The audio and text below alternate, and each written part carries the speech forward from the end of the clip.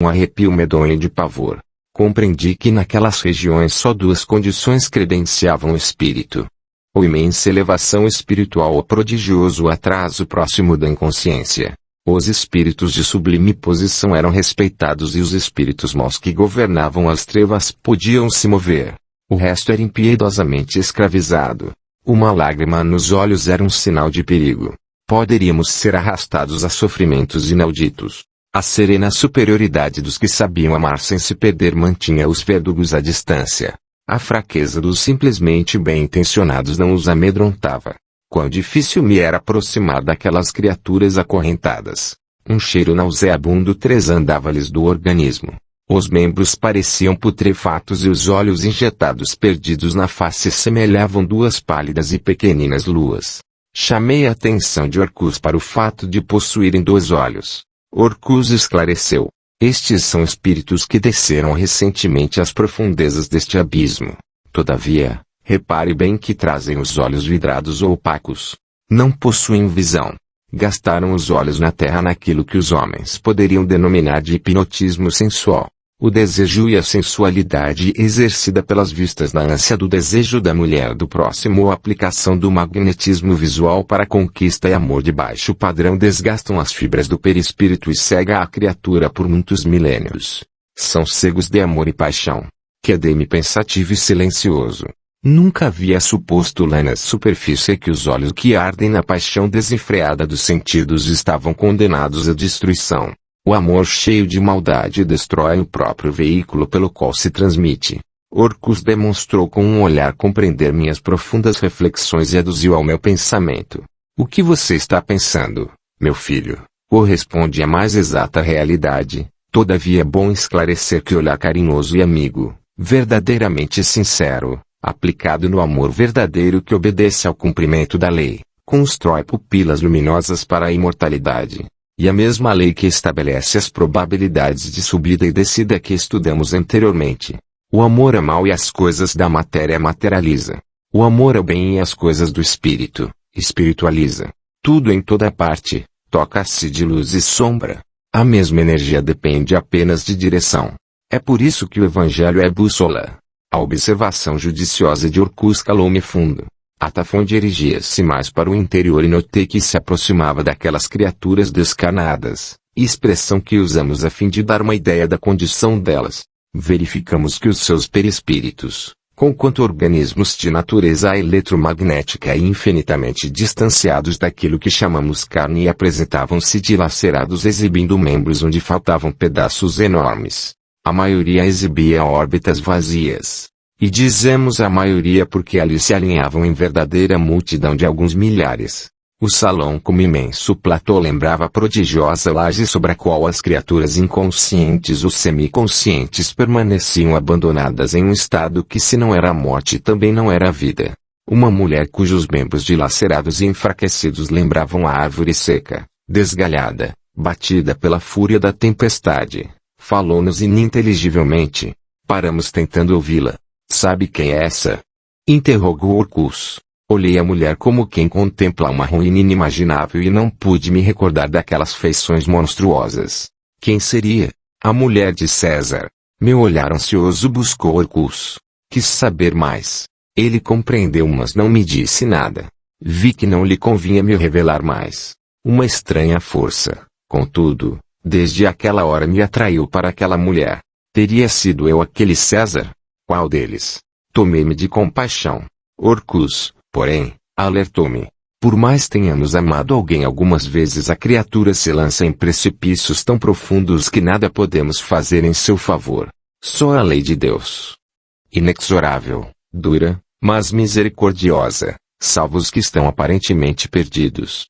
Cada um se salva por si mesmo ao influxo da misericórdia do Pai. Descer e subir são forças da vida. Caminhei olhando para trás. Orcus arrastava-me pela mão.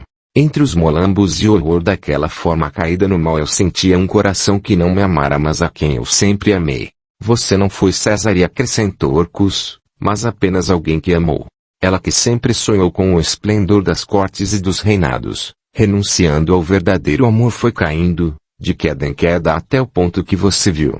Naqueles olhos vidrados e na sua inconsciência ainda sonha com as multidões e com os palácios dos Césares. Está coberta de ouro e púrpura. Para nós, no entanto, só exibe podridão e lama. Contudo, um dia, retornará ao paraíso. O reino de Deus, meu filho, é feito de simplicidade e amor. Os tesouros desse reino são apenas a afeição verdadeira e o amor imortal. Orcus cessou de falar. Atafon, que se distanciara, fez um aceno com a mão. Apressamo-nos. Um grupo de homens amontoados uns sobre os outros como uma pilha de capim ou palhar aguardava-nos para estudo. Pareciam esqueletos de formas patibulares. Embora não exibissem revestimento na ossada lisa, gemiam como se possuíssem garganta e língua. Estranhos gemidos saíam do monturo. Contemplamos o espetáculo inaudito. Em meio à ossada, vozes murmuravam palavras de paixão e dor. Que criaturas são essas? Perguntei profundamente surpreendido. São os espíritos daqueles que acreditaram firmemente que após a morte nada restaria deles e seriam apenas esqueletos abandonados. Tão grande foi a mentalização nesse sentido que adquiriram a forma que você vê. A resposta de Orcus de uma certa maneira deixou-me aterrorizado. Jamais imaginara tão grande a força do pensamento. Sentem-se eles realmente como se fossem esqueletos. O perispírito moldou-se a nova forma e provavelmente se andassem pelo mundo seriam vistos por alguns como assombrações em formas esqueléticas. Muitos têm saído assim na superfície. Uma calafrio percorreu minha coluna. Estava diante de fatos novos para mim. Nunca Dante me surgiu tão respeitável na consciência. Compreendi o verdadeiro sentido de sua história e fiquei imaginando quão enorme foi o seu sofrimento por não ser compreendido na superfície da terra. Acreditaram no mundo que ele houvesse sido somente um artista. É certo que ninguém supôs que o assunto de seus poemas fosse verdadeiro, real. Provavelmente, eu encontraria resistência maior ou semelhante na crosta. Valeria a pena.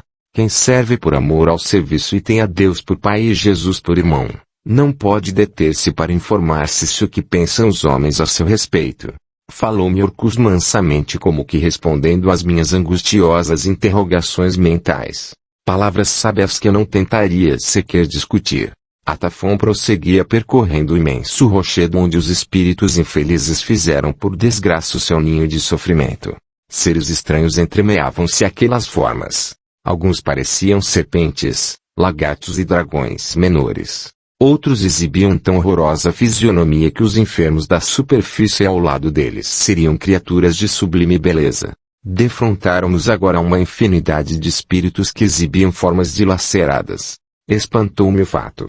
Nem sempre possuíam as pernas e os braços. Havia os que apenas apresentavam a cabeça e o tronco. Estranho reunirem-se eles numa espécie de panela aberta no vasto rochedo em forma de prato. Aninhavam-se uns aos outros como crianças, dominados por um sono inquieto. Misturavam-se, aconchegavam-se uns nos outros como que procurando calor. A maioria ostentava um crânio limpo, brilhante, sem cabelos. Outros, apenas recoberto por uma penugem rala. A maioria lembrava crianças com a fisionomia de velhos milenares cuja boca adquiria a feição de meninos que estão chupando o bico. Os olhos fundos absolutamente fechados.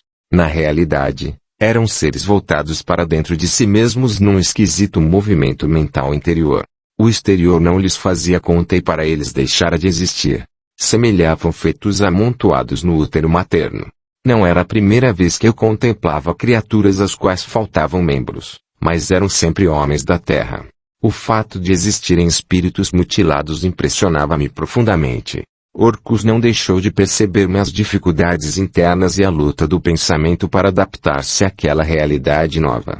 De fato, meu caro, é sempre chocante a observação detalhada da degradação da forma em qualquer reino da criatura no universo.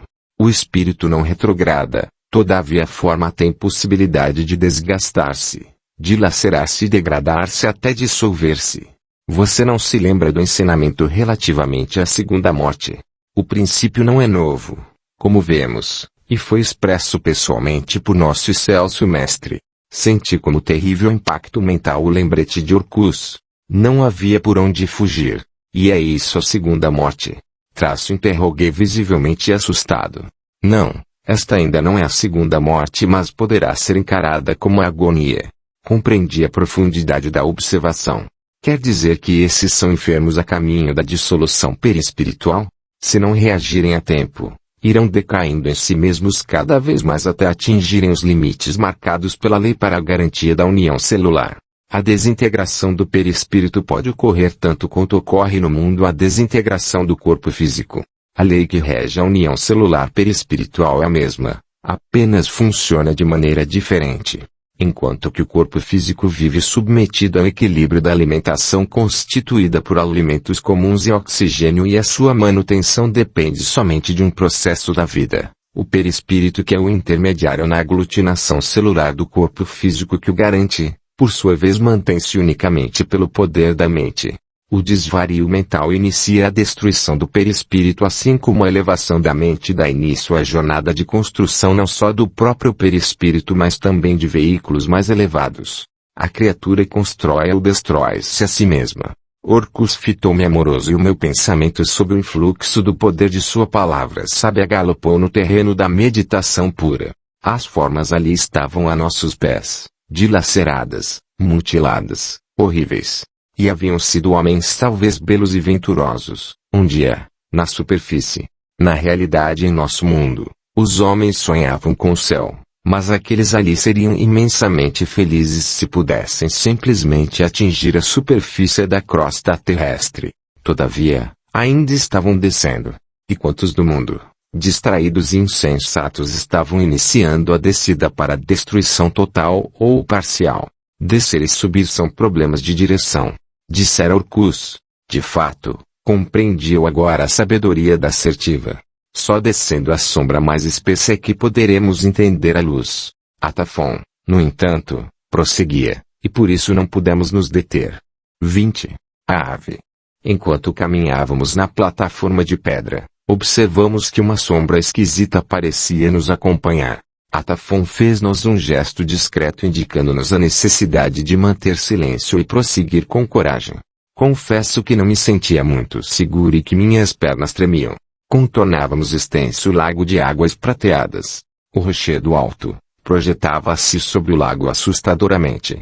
Provavelmente, deveríamos parecer na distância infinitamente pequenos. Éramos três criaturas insignificantes sobre imenso rochedo. Apesar da enorme estatura de Atafon e de Orcus, os seres respeitavam-nos mas a natureza ali, sombria e fantástica, criava tudo de modo descomunal. Precipícios sem fim, escarpas perigosas, umidade capaz de arrastar a despenhadeiros. Só a luminosidade de Atafon e Orcus clareava as sombras. O anão seguia-nos conduzindo uma espécie de lanterna semelhante àquelas que os lanterneiros usam nas estações de estrada de ferro. Marchava arrastado, porém respeitoso. Via-se que estava submetido e escravizado ao magnetismo de Atafon que exercia sobre ele enorme poder. Era uma criatura apavorante. Faces que lembrava o gorila antropóide, ancestral do homem. Olhar vidrado, parado, face terrosa. A luz de sua lanterna mal daria para clarear-lhe os passos. Parecia, no entanto, enxergar perfeitamente nas trevas. Essas criaturas, falou-nos Atafon, acostumaram-se às trevas e enxergam com facilidade nos abismos. Vivem, na sombra e amam a sombra. Por isso, não os inquieta aquilo que para os mortais seria o pavor e a morte. O vulto, do outro lado do lago, acompanhava-nos silenciosamente. De súbito, ouvimos um grito medonho que reboou multiplicado muitas vezes pelo eco na imensidão dos penhascos. Parei estarrecido. Era uma voz de ave e de animal antediluviano. Sufocado pelo terror não pude andar um passo. Um frio intenso percorreu-me todo o organismo. Orcus amparou-me carinhoso e Atafon estendeu a mão espalmada em direção ao lago. Vibrações magnéticas partiram-lhe dos dedos distendidos como fagulhas elétricas de um prodigioso maçarico. As sombras sobre o lago iluminaram-se e nós vimos aquela luz verde azulada a um enorme monstro que através de dois olhos de fogo nos contemplava. Deveria ter mais de 100 metros de altura minha visão assombrada. Não sabia se o seu tamanho era natural assim ou se minhas pupilas dilatadas causavam-me angustiosa alucinação.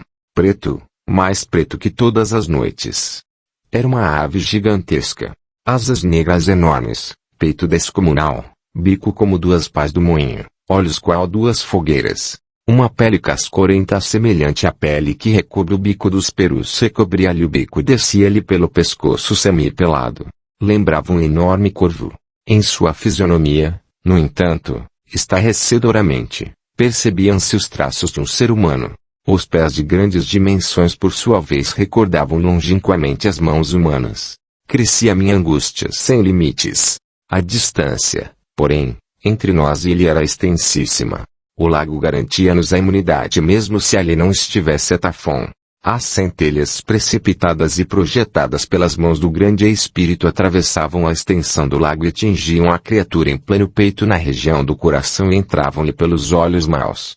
Recebendo-as, aquietou-se silencioso ao nosso olhar. Esse que vocês veem foi na Terra um monstro sem entranhas que destruiu milhões de criaturas na conquista do poder, explicou Atafon. As civilizações antigas guardaram o seu nome como o de uma fera indomável. Nasceu e renasceu enquanto a misericórdia divina lhe permitiu as maravilhosas oportunidades de regresso na carne abençoada. Depois, começou a cair por força da lei até que a própria forma lhe tomou as feições do pensamento tenebroso. Manteve a força dos conquistadores e das feras, e o porte da ave que sonha voar e governar de cima. É terrivelmente temido nestas regiões. Todavia, se a forma que a lei lhe permitiu agora não o despertar para a ascensão continuará caindo mais, de forma em forma degradada até o fim. As palavras do anjo vibraram com estranhos acentos em minha alma. Contemplei o monstro numa ânsia sem limites de saber quem fora ele na terra. Orcus contudo segredou-me. Não temos permissão da lei para revelar essas criaturas, tão grande é a transformação que apresentam. A revelação simples e pura das personalidades que animaram na superfície causaria tal impacto mental ao homem que vão seria o nosso serviço. A prudência nessas regiões é a melhor garantia para o caído.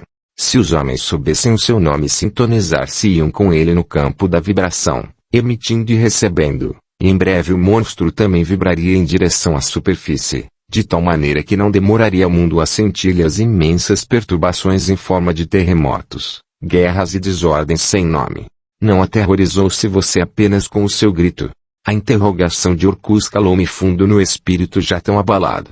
Seria eu capaz de prosseguir em marcha? Orcus, identificando minhas indagações, acrescentou: não se esqueça, meu filho, que estamos somente no limiar dos abismos. Não pretendemos de uma só vez sobrecarregar-lhe a mente desacostumada às imagens pouco comuns. 21. Outras criaturas. A grande ave abria e fechava o bico enorme como se deglutisse alguma coisa. Tínhamos a impressão de que o cansaço dominava-lhe o organismo. Todavia, Orcus esclareceu: nestas profundezas, os seres que aqui residem quase sempre sentem-se ansiados pela atmosfera asfixiante de baixa vibração. Embora ferozes, maus e desvairados, não conseguem sobrepor-se às forças da natureza. Não obstante, aduziu Atafon, que ainda mantinha a mão estendida em direção ao pássaro, esses grandes seres do mal expedem instruções para a superfície através de outras criaturas que lá em cima lhes cumprem as ordens rigorosamente acreditando-os instrumentos da grande justiça. Interferem na vida humana e de certa forma justificam a teoria de que o diabo disputa a alma do homem. De resto, em quase todas as religiões antigas encontramos referências à luta entre o bem e o mal, desde a Babilônia até a Índia. Nas anotações relacionadas com a história de Krishna e com os estudos que falam de Vishnu e de Ormuz, encontraremos sempre a luta entre o bem e o mal numa perfeita constante. Espíritos de menor porte que ainda vivem na atmosfera da crosta terrestre recebem-lhes as advertências e cumprem-lhes as ordens. É lógico que dentro do esquema divino por efeito das leis de Deus tudo se enquadra na justiça divina. Acontece, porém, que o que poderia ser feito com amor realiza-se simplesmente com excessiva justiça. Atafon silenciou e nós, assombrados, notamos que de súbito o bicho abriu o bico de maneira diferente e uma voz cavernosa pareceu sair-lhe em pleno peito. Que desejais em nossos domínios, anjo do abismo?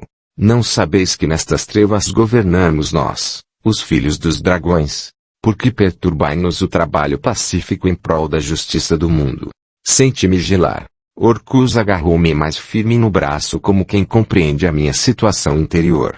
Atafon demorou algum tempo a responder, depois clamou com voz argentina por cima do lago: Como filhos do Cordeiro e guardião dos abismos, fazemos uma viagem de estudos e aprendizado.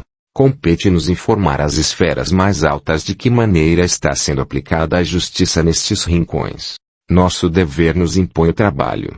Se vós aplicais a justiça, cabe a mim e a outros guardiães fiscalizá-la. Representamos, também, de alguma forma a vontade de Deus nestas profundidades. O pássaro deu-nos ideia de que estava satisfeito com a resposta. Contudo bocejou estranhamente. Pareceu-nos que pequenas chamas saltavam-lhe da boca. Seria luz? Após, voltou a dizer. Compreendo e acato as ordens de cima, das esferas que governam o orbe e os abismos. Respeito como guarda abismal, mas e essas criaturas que o acompanham? Que direito têm de penetrar em nossos domínios? Já venceram elas o bem e o mal, já alcançaram possibilidades superiores. Um grande silêncio se fez. Por que então vem nos perturbar desrespeitando nossas leis? Continuou mais feroz agora em seguida a pausa sem resposta. Atafon voltou, no entanto, sereno e humilde. Receberam ordens superiores para visitar os abismos em viagem de estudo. Foi-lhes permitido percorrer estas regiões e anotar relacionando o trabalho da justiça que se exerce através dos dragões para conhecimento dos homens. A palavra de Atafon pareceu tocar-lhe a vaidade e o orgulho porque tivemos a impressão estranha de que atrás do bico prodigioso e em plenos olhos havia um sorriso de gosto e de alegria. Bom, se estão credenciados para contar ao mundo a obra notável que os dragões realizam no fundo da terra para a harmonia da criação, nada temos a dizer e nem faremos um gesto para impedir. Podeis percorrer os domínios que estão sob minha responsabilidade, que é domínio dos seres que já conquistaram poder para dominar e asas que nos libertam do solo. Assombrei-me com a interpretação sibilina que aquela criatura procurava dar de sua escravidão na forma. Eles não admitem, segredou-me Orcus, de maneira alguma que estejam se degradando na forma pela permanência na imantação do mal. Querem fazer crer que o bico, os olhos de fogo, as asas negras, os pés semi-humanos e tudo mais são conquista gloriosa. Não veem a própria forma distorcida como um cárcere chaguento e terrível. Sonham que são seres que adquiriram maiores possibilidades. Com esse pensamento adaptam-se às novas condições de vida nestas zonas infernais. Era espantoso tudo aquilo. No entanto, passamos a compreender que Deus em sua misericórdia permite que os seres adaptem a própria consciência ao ambiente onde vivem a fim de que não se desesperem ainda mais no caminho da dissolução. Orcus aplaudiu meu raciocínio. Eu não cabia em mim mesmo de espanto e admiração ante a ave que fala. Há muitos seres alados como esse por aqui? Interroguei Orcus, ansiosamente. Atafon, porém, respondeu-me. Uma infinidade. Tudo na obra de Deus é grandioso. Existem aos milhões e o abismo é por sua vez subdividido em um número muito grande de departamentos. Dante identificou 9 círculos principais na zona leste. Acreditou que houvesse visitado todo o abismo. Na realidade não percorreu nem um terço destas zonas. Deveria voltar. No entanto, tão grande foi a celeuma que levantou em seu tempo que as entidades superiores consideraram que o homem terrestre ainda não possuía condições espirituais para saber mais. E as suas viagens foram definitivamente encerradas. Ele, que era escritor e médium ao mesmo tempo, retornou então simplesmente à sua atividade de escritor que exerceu até a morte, passando a escrever somente sobre coisas do mundo. Atafon silenciou e eu fiquei meditando no apontamento cheio de sabedoria que me indicava a dualidade da natureza do poeta florentino. Em verdade, pareceu-me sensato que pudesse ele exercer com idoneidade os 2 ministérios. Continuamos penetrando na região dos abismos. Um cheiro nauseabundo invadia agora nossas narinas. Exalações fétidas subiam das cavidades e o estreito caminho ora percorrido semelhava mais um corredor apertado dentro do qual nos mantínhamos prisioneiros. Deixamos o rochedo extenso e havíamos, terra adentro, tomado uma direção que mais ainda nos conduzia a profundidades. Provavelmente, pouca gente na Terra acreditaria em semelhantes construções subterrâneas. O calor ali se fazia sentir de maneira sensível. Pela primeira vez notei que a proporção que dissíamos o calor mais nos sufocava. Era tanto mais estranho visto que até aquele momento havíamos gozado de uma temperatura que se não era tépida pelo menos era suportável. Não sofrêramos ainda a variação de temperatura. Orcus orientou-me. Meu filho, aquela teoria terrestre de que o calor subterrâneo aumenta 1 grau cada 33 metros que se desce no interior da Terra começa a funcionar nesta zona. E por que não havíamos sentido esse calor antes? Interroguei aflito. Havia uma relação de equilíbrio entre a vibração de nosso perispírito e o calor existente nas regiões por onde passávamos. Aqui, porém, a vibração ambiente é mais lenta e pesada que a vibração de nosso perispírito. Além disso, ocorre um fenômeno importante, desconhecido dos homens do mundo e dos cientistas mais arrojados. Depois de uma certa penetração para baixo, o aumento de calor não se faz somente na relação de 33 metros por grau. A relação é diferente e menor. Isto é, cada 15 metros aumenta 1 grau e a proporção vai se reduzindo em metros pela metade, o que traz em consequência um aumento lógico no aumento dos graus. Quer dizer que se depois de certa distância aumenta 1 grau cada 15 metros, e em seguida a cada 7, 50, etc., etc. Isto apenas significa que o número de graus vai simplesmente dobrando à medida que se desce na direção do centro. O ensinamento era novo e revolucionário. Evidentemente, era uma observação que viria a interessar a ciência humana no futuro. De fato, o calor aumentava à proporção que avançávamos. Estávamos na ponta do rochedo e atingíramos uma zona de intensa lama de caráter vulcânico. Senti que meus pés agora pisavam em massa mole, escura, de cor cinzento chumbo. Seria o começo do lago prateado. Realmente, eu acertara.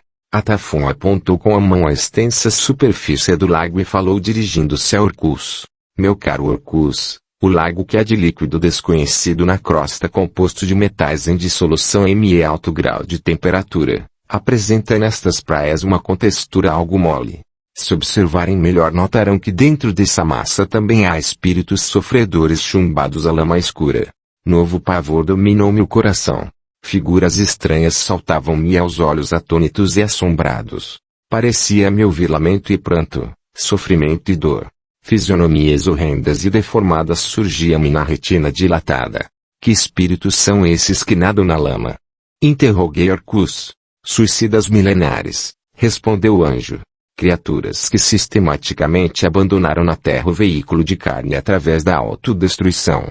Caíram a princípio em si mesmos e depois iniciaram a descida, por falta de vibração superior que os mantivesse nas faixas de cima, em direção ao centro da Terra. Contam-se por milhares as oportunidades que perderam destruindo-se ininterruptamente. E pode alguém se destruir indefinidamente? Perguntei um tanto impressionado. De uma certa forma, sim, esclareceu o grande espírito. Há criaturas que fixam o pensamento na desilusão e no desespero. Atingem assim a apatia ou desvarios sem a menor possibilidade de controle. Embora renasçam cada vez em piores condições ou sejam ocupando corpos deformados, aleijados, ou organismo cujo cérebro aguenta a carga da loucura, não param aí o seu descontrole e, abusando da bondade divina que lhes concede repetidamente a graça de reencarnarem, prosseguem destruindo pelo suicídio a própria forma carnal que lhes asila o espírito inferior. Meu filho, se há 1000 modos de Deus ajudar os homens, existem também 1000 maneiras para o homem desrespeitar Deus. Atafon calou-se.